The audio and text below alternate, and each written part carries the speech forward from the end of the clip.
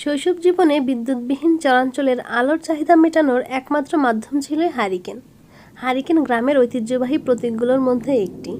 Hello everyone, কেমন আছেন সবাই? আজকে চলে আসলাম 30 বছর পুরনো একটি হারিকেন নিয়ে। এই পুরনো হারিকেনে নতুন লুক দিতে আমি এখানে কালার করে নিব।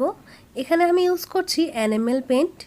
যেহেতু হারিকেনটা অনেক পুরনো আর এই হারিকেনে অনেক জং ধরেছে, তাই আমি এই হারিকেনে 2 লেয়ারে সাদা কালার করব।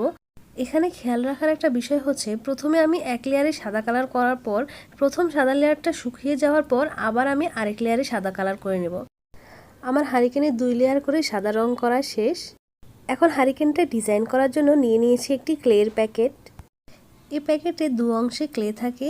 এই দুটি প্যাকেট থেকে সমপরিমাণ নিয়ে আমি একটি ডো তৈরি করে নিব। এরপরে আমি আমার কাজ সম্পূর্ণ করব। কালের বিবর্তনে এই হারিকেন যেন বিলুপ্তির পথে, তাই না? গ্রাম বাংলার ঐতিহ্যবাহী হারিকেন এখন শুধুই স্মৃতি